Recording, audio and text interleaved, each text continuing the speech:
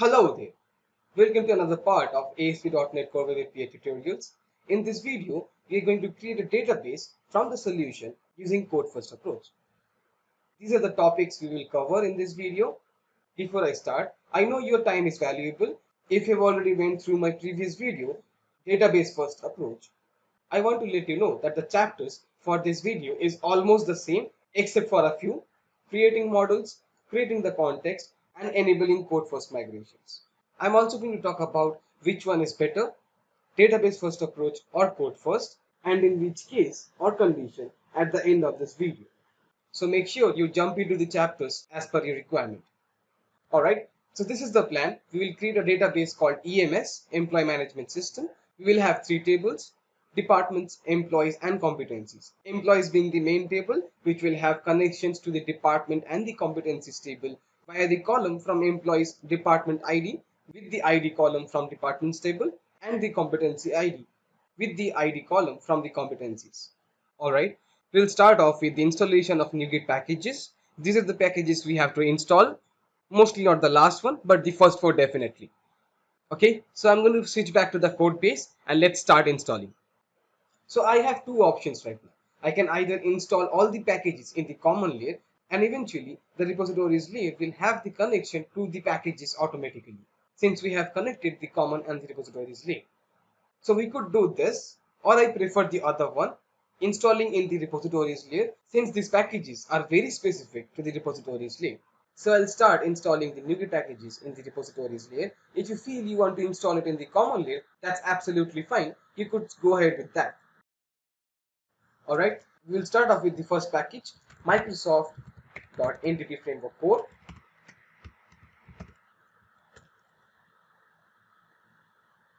This is the one. So the latest stable version is 6.0.8, but we cannot install this. The reason being, this API solution has a version 3.1 and not the latest one, 6. Let me show you that. In the Employee Management System, right click, scroll down, and click on Properties. Alright, so if you notice here, the target framework says .NET Core 3.1. So whenever we try to install packages which does not match the initial version 3.1, it will eventually the package will throw an error. That is the reason we will instead scroll down and choose the latest version from 3.1. So 3.1 has the latest version 28 or 28. I'll select this. I'll click on install. Click on OK. Click on I accept. And that's it. Let's go into the next package, Microsoft Entity Framework Core.SQL Server, the provider we're going to use to create the database. Alright, the same thing here. Select this. You cannot download this one. Let me actually show you that. So I'll click on install. I'll click on OK. I'll click on I accept. And as you see here, it says Microsoft Entity Framework Core.SQL Server is not compatible with .NET Core App 3.1. As I said, if the initial version doesn't match with the one we are about to install, it will eventually throw an error, right? Obviously, we'll have future videos to upgrade the app to the latest version. But for now, let's focus on the code first approach. So I'll click on this, I'll scroll down and find out the latest version 3.1.28. I'll click on install, click on OK, click on I accept, and that's it. We have installed the SQL Server package as well. The next one is Microsoft Entity Framework Core.Tools. This will help us with the migrations we are going to enable to eventually create the database. We'll understand this in some time. Let's focus on the package installation right now. The same thing, select this, scroll down, find the latest version, click on install, click on OK, click on I accept. Alright, we are done with the third package as well. The fourth one is Microsoft Entity Framework Core Proxies. This will help us with lazy loading. We'll understand what lazy loading is at the end of this video. So for now, I'll install this. Same thing here, scroll down, find the latest package for 3.1, click on install, click on OK, click on I accept, and cool, you're done with it. Alright, so the fifth and the final one is Microsoft Entity Framework Core Design. This is purely optional, particularly in this case. Since we had installed all the packages in the repositories layer, we don't need to install this. But just as I said in the beginning, if we were about to install all the packages in the common layer, the solution would have been expecting this particular package to understand and do the migrations for creating the database. Since we installed it in the repositories layer, I'm not going to install this, but yeah, if you did in the common layer, you should install this package. And it's the same concept here as well, the latest package from the 3.1 version. Okay, so that's it from the package installations point of view. Let's go into the next part, creating models. We will start off with the employees table. We'll then create the departments and the competencies. So let's start with the employees first. I'll switch back to the code base. Since these models are not DTOs, data transfer objects, we will not be creating these models inside the common layer. Instead, we'll create the models inside the repositories layer, as these models are equivalent to the tables we will be creating inside the database. Alright, so I'll right click here, click on add, click on new folder, and I'll name the folder entities. Inside this, I'll then create a new class and name it employee. Click on add. Okay, so here's the thing. In the presentation, I showed the table name as employees, but in here I have provided the name employee. Well, that's not fair, right? We are changing the names. This can misinterpret things, right? Well, no, actually not. When we will be creating the context file, at that point of time, we will name it employees. So there is nothing to worry. We'll continue with what we were proceeding, creating the model. So I'll add the public keyword here. Now inside the employee class, the first property will be ID. I'll say prop and then double tap. I have the property int. I'll say ID, and this will be our primary key for the table. But tell me one thing, how will the SQL Server database know the ID needs to be the primary key column? So here is the thing, we have three ways to do it. The first one is naming the property as ID. That will be considered a primary key column. If not, we can also name it employee ID, as in the model name plus the word ID, employee ID. This will also be considered as the primary key. Or if you don't want to do it, you can do it like this. You can add a data annotation called key, and you have to click on control dot to add the using statement, of course, and there you go. When you do this during the migration, the ID will be considered as the primary key. Now let's assume you don't want to do this as well. Well, in that case, you have to specifically add a few lines in the context file using this language called Fluent API, which will tell the migration files that yeah, this is the ID column. We'll learn about the Fluent API part later when we create the context file, but for now, let's keep key as the data annotation and we'll proceed with the next one. Alright, the next property is the name of the employee. Okay, the next one is date of birth, and I will say date time to save the values for date of birth. Okay, going to the next one, email. This will also be a string. The next one is date of joining. This will be a date time. All right, let me actually minimize this. Yep. The next one is department ID. It will be an end column, and this will help us connect the departments table with this employees table. Okay, the next one is competency ID, and of course it will be an integer. Okay, I missed an E here. Yep. And for the final part, we will add two extra rows, created on and updated on, to keep track of when we are updating the rows of the table. So I'll say date time here as well. This will be created on, and then date time updated on. So here is the thing, we need to make sure the employee row has a name for sure, a date of birth for sure, an email for sure, and the date of joining for sure. But we haven't mentioned anything to make sure this needs to be provided at any cost. During the migration, if we just simply use this model, all these four columns will be considered nullable values. We of course don't want that. That's why we will use another data annotation called required. This will make sure the name property is a required value when we are trying to save the data in the database. Okay. The same thing will go for all 4 columns. Alright, almost there. And for the created on and updated on, we can keep it like this. Eventually it will be considered nullable, but to specifically say it is a nullable value, we can just give a question mark at the end of the data type. So same here, a question mark at the end of date time, and now it will be considered a nullable property. Alright, so we are done with the employee model, but let's do one more thing. I'll say prop, and this time I'll say department. I'll go to the next part, the variable name, and I'll say departments, or let's say department.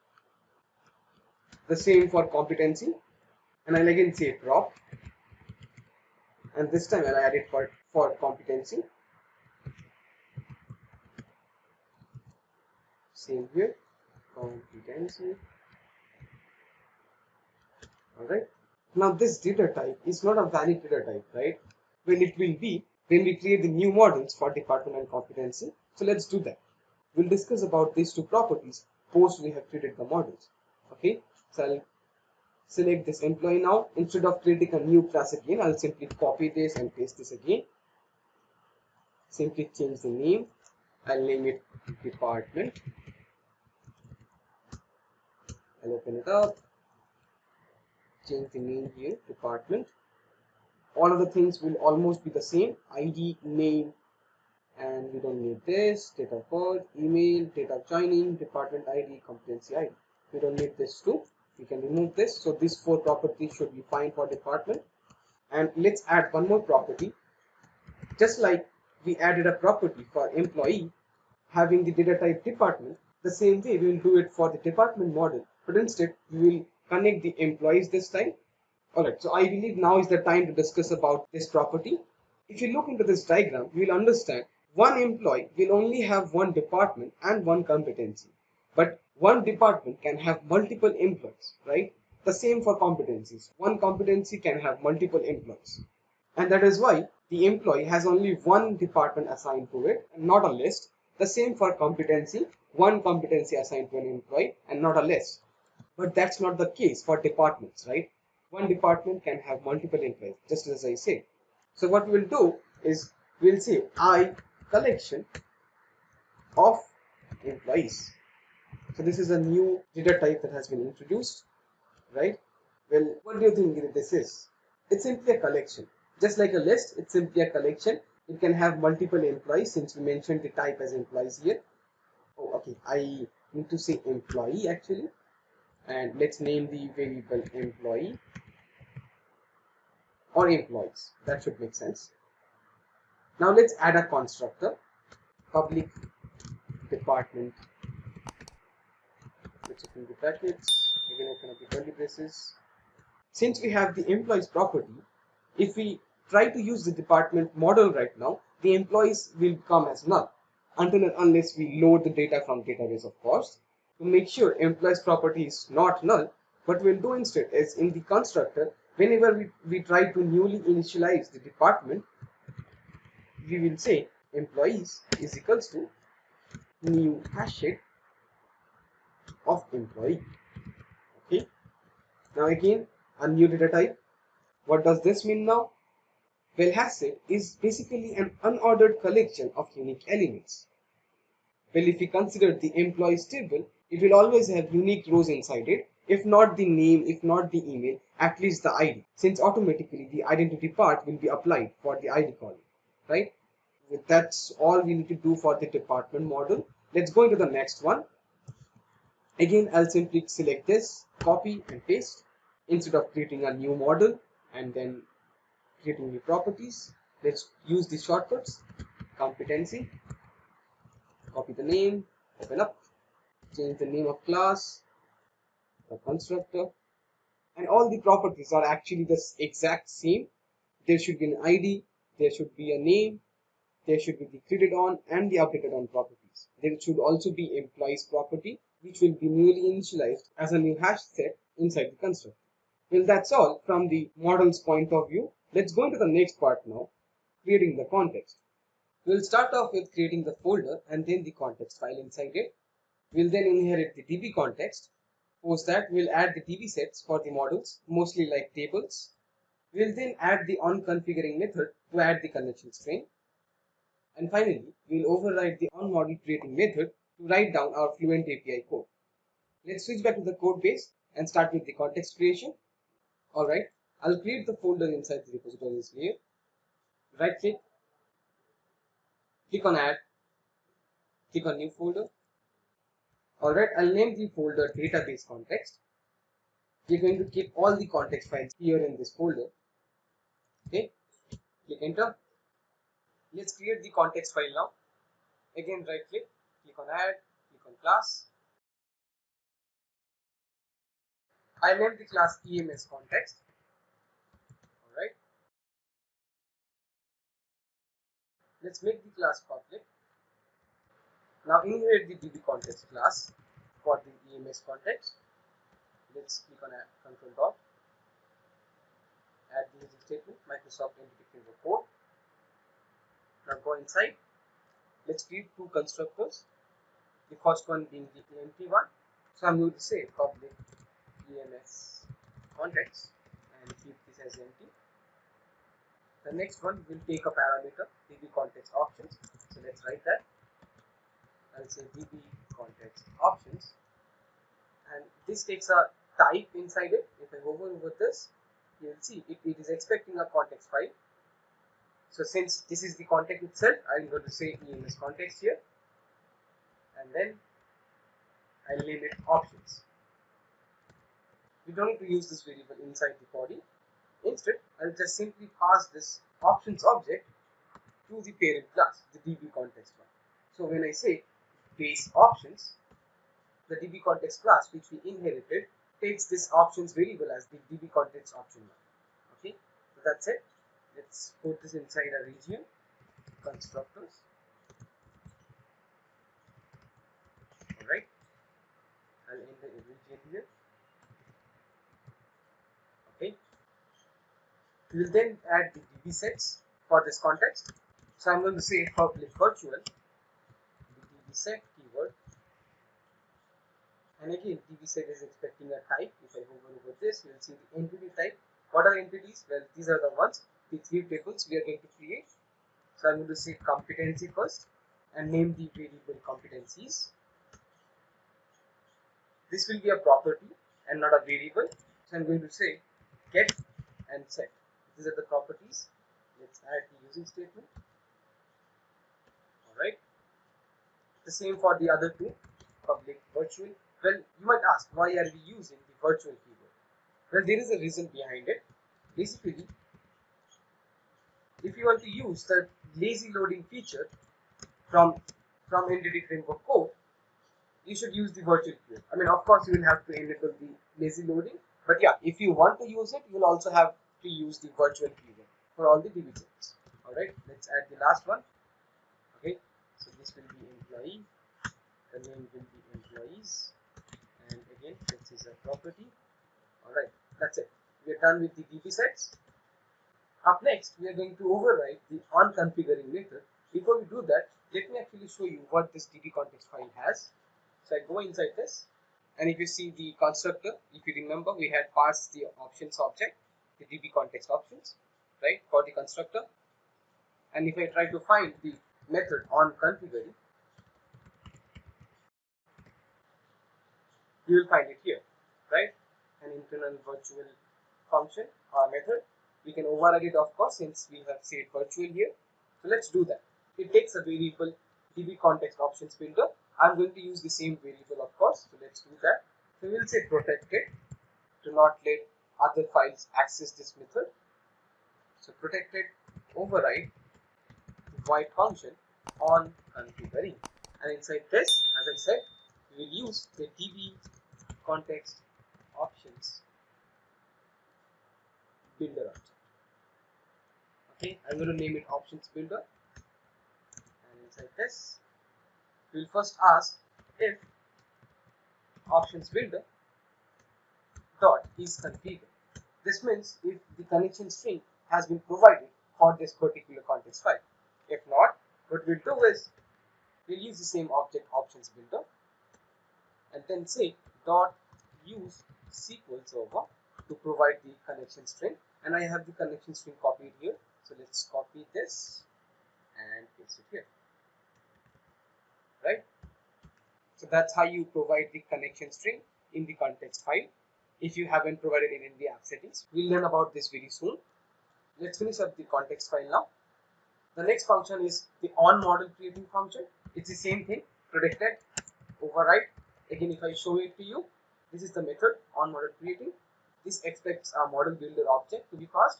So let's use the same function, predicted override void onModel creating. It expects a model builder. I'll provide that. I'll keep the variable name as model builder. Inside this, here comes the part where we have to write the Fluent API code. So I'll start with the competency model. I'm going to say model builder dot entity. This is the method. This also expects an entity to be provided here. I'll write competency here. We'll open up the brackets, and inside this we'll use an anonymous function to add all the information related to the competency model. So I'm going to say the variable name entity equals, open up the brackets to make it a proper function. Super.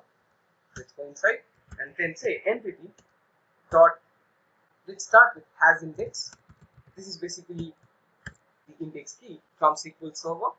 The same way we'll use the anonymous function. I'm going to name it e, then e dot, and then the variable name.